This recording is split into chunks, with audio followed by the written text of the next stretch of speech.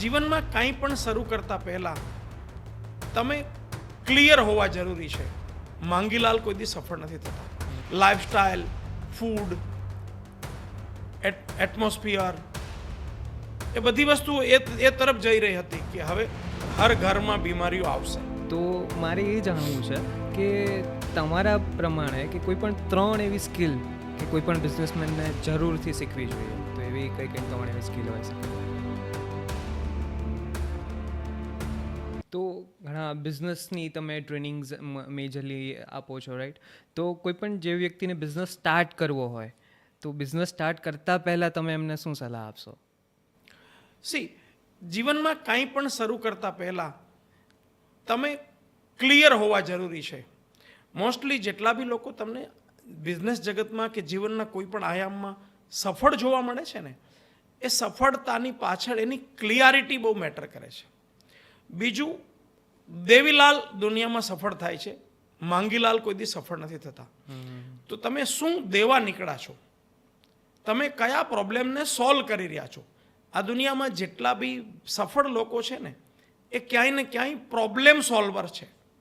એણે કોઈ દુનિયાનો એક પ્રોબ્લેમ ઉઠાવ્યો અને એ પ્રોબ્લેમ ઉપર પૂરું જીવન લગાવી દીધું અને એ દુનિયાને કંઈક મેજર સોલ્યુશન આપ્યું અને એ સોલ્યુશને એ માણસને હીરો બનાવી દીધો. બાબા રામદેવે વર્ષો પહેલાં એમ સમજ્યા કે હવે આવનારો સમય છે એ હેલ્થનો સમય છે. દુનિયા જે રીતે જઈ રહી છે, હાથે કરીને બીમાર પડવા તરફ દુનિયા જઈ રહી છે, એવું બાબા રામદેવને એ વર્ષો પહેલાં દેખાયું કે લાઈફસ્ટાઈલ, ફૂડ, એટમોસ્ફિયર, એ બધી વસ્તુઓ એ તરફ જઈ રહી હતી કે હવે હર ઘરમાં બીમારીઓ આવશે.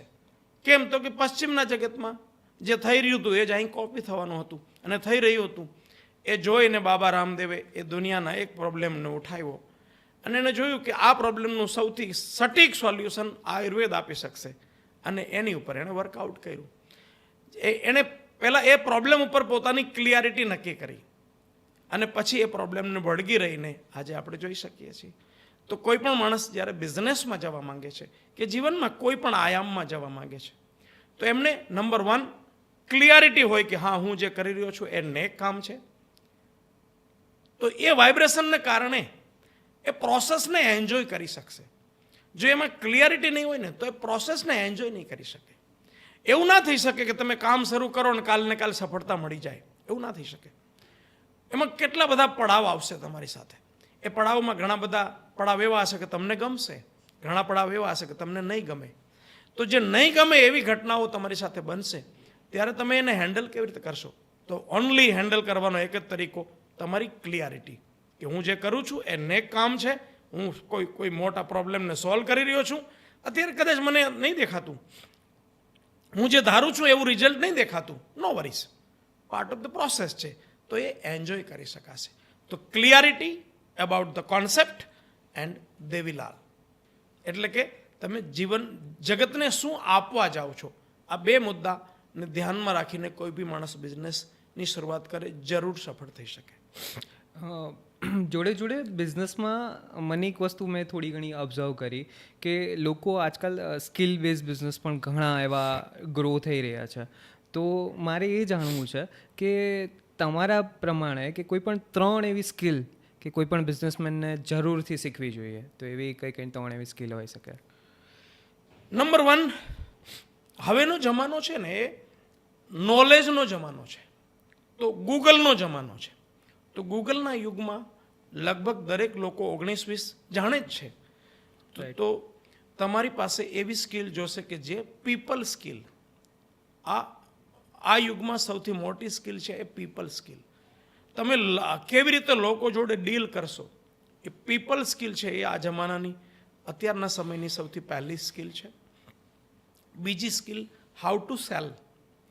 તમને વેચતા નહીં આવડે તો આ જમાનામાં તમે ટકી નહીં શકો. તમને તમારી પાસે સારું છે એટલે વેચાશે એવું માનવાનું કોઈ કારણ નથી. તમને વેચતા આવડવું જોશે. પછી પ્રોડક્ટ હોય, સર્વિસ હોય. મને વેચતા આવડ્યું છે એટલે હું તમારી પાસે અહીં બેઠો છું. તો પોતાની જાતને પણ વેચતા આવડવી જોશે.